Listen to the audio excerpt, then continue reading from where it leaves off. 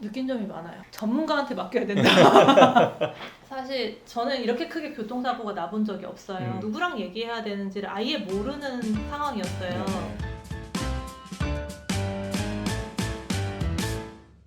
안녕하세요, 보상멘토입니다. 승용차 뒷좌석 탑승 중 운전자의 과실로 인해서 사고가 나는 바람에 이마가 찢어지고 경추에 추간판 탈출 중이 발생한 한 피해자분이 있습니다. 보험사에서는 피해자 이마가 찢어지는 열상을 입고 봉합을 했을 뿐 뚜렷한 보상을 보여주는 진단명이 없기 때문에 경상이라며 합의금으로 500만 원을 제시했습니다. 피해자는 본인이 다친 것에 비해 이 금액이 많은 건지 적은 건지 잘 몰라서 저희 보상멘토로 연락을 주셨습니다. 결론부터 말씀드리면요, 보험사에서 제시한 500만 원에 8배인 약 4천만 원의 보상을 받으셨습니다. 어떻게 이렇게 큰 차이로 보상을 받게 되었는지 피해자분의 인터뷰를 통해 보상 후기를 준비했습니다. 그리고 여러분이 꼭 알아야 할 점들을 서류를 보면서 설명드리도록 하겠습니다.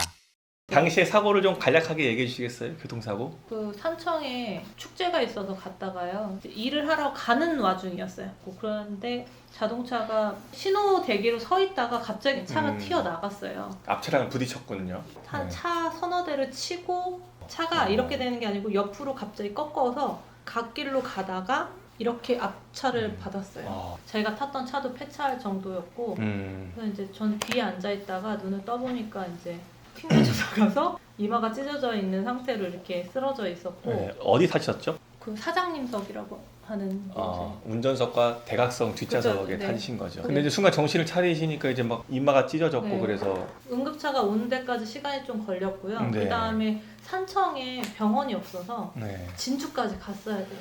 그 상태에서 보험사 담당자랑 전화는 주고 받으셨는지요? 따로 연락은 안 왔던 것 같아요. 따로 네, 연락 그 없죠. 제가 합의를 보자라든지. 네, 그런 얘기는 없었어요. 네. 그렇게 해서 좀 시간이 좀 더 지났잖아요. 네. 나중에 이제 보니까 팔이 저리시고 뭐 어깨가 저리셔서 네. 증상과 원인을 모르셨다가 이제 정밀 검사 MRI를 했더니 경추에 추간판 탈출증 네. 진단 받으셨죠? 이쪽 어깨를 이렇게 부딪혔기 때문에 왼쪽 어깨는 계속 통증이 있는 상태였고 있어서 아마 그런가 당시에 이마가 찢어질 정도의 강한 충격을 받았으면 목뼈에 있는 추간판도 큰 충격을 받으신 것 같은데 그때도 보험사에서 달리 뭐 합의를 보자, 합의금은 얼마를 지급하겠다 이런 얘기를 들어보셨나요? 저희도 계속 연락 올 줄 알았는데 그냥 간간히 전화해서 치료 잘 받으시라고 하고 그래서 그때 이제 본인이 생각하시기엔 합의금은 한 대략 어느 정도는 받을 것 같다 이런 생각 해보셨어요?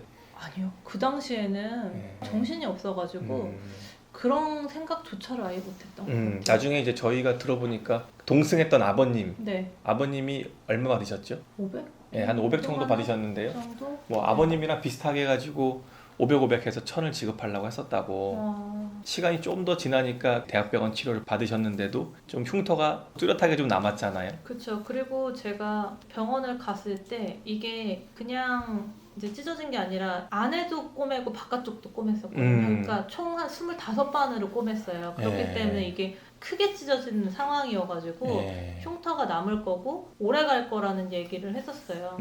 그래서 병원에서도 만약에 흉터 제거를 하려면 최소 1년 이상은 걸린다는 얘기를 들었거든요. 없어지는 건 아니라고 얘기를 하셨었어요. 네, 근데 그게 나중에 자동차 보험사로부터 합의금 받는데 영향을 줄 거라는 생각은 그 당시에 못 하셨었죠? 그렇죠. 못해죠. 그럼. 네, 그냥 치료만 하셨었고. 네네. 네. 그때 보험사에서 제시했던 금액보다 몇 배는 더 받으셨잖아요. 그쵸. 엄청 생각했던 것보다 예상했던 것보다 훨씬 많이 받았기 때문에 네. 좀 놀랐어요. 네. 이제 결과적으로 이렇게 원하시는 합의금 받고 나서 보니까 처음에 사고는 별반 아니었는데 진행되는 걸 보고 좀 느낀 점이 있으세요? 느낀 점이 많아요. 일단은 전문가한테 맡겨야 된다. 왜냐하면 사실 저는 이렇게 크게 교통사고가 나본 적이 없어요. 그리고 제 주변에도 그런 경우가 없거든요. 그러니까 사실 이런 케이스가 있을 때 누구랑 상담하고 누구랑 얘기해야 되는지를 아예 모르는 상황이었어요. 네. 그러면은 이제 아까 말씀하신 것처럼 보험회사에서 지급하는 대로 받는 거지. 우리가 뭐 내가 이러니까 이걸 더 주세요라는 얘기를 할 수 있는지도 몰랐거든요, 사실은. 그런데 이제 어쨌든 지인의 소개로 통해 가지고 이제 만나 뵙고 그 다음에 이제 과정들을 설명을 듣고 어떻게 해야 되는지를 이런 전반적인 걸 다 들어보니까 저는 엄청 추천하거든요. 그래서 전 주변에도 만약에 그런 일이 있거나 그러면 이제 전문가랑 좀 상담을 해야 된다. 이런 부분에 있어서는 거의 변호사 같은 느낌이었가지고 그냥 혼자서 하는 과정이 어렵다는 거를 알게 됐고요. 그다음에 또 제 주변에 있으신 분들도 그런 얘기 하시더라고요. 생각은 했지만 너무 그 과정이 귀찮대요. 아. 그래서 전문가랑 이렇게 또 안 하게 되는 경우도 있다고. 전문가 누굴 만날지 그 사람이 정말 믿을 만한 사람인지 그렇죠. 그리고 기다리는 것도 좀 어려울 네, 거고. 저도 이제 진행해 보니까 뭐 서류 같은 것도 왔다 갔다 해야 되고 필요한 것도 막 하고 계속 주고받고 하는 것도 맞아요. 있잖아요. 네. 그래서 치료받는 것도 힘든데 그런 것까지 또 신경을 써야 된다 이렇게 생각하시는 경우가 많은데 저는 반대로 그렇게 하면서 좀 더 꼼꼼하게 더 체크가 된 것 같아서 저는 주변에 그런 분들이 계시다고 하면 지금도 추천해 드리고 있어요. 네, 감사합니다. 또 이렇게 인터뷰 응해주셔서 네. 감사합니다. 감사합니다.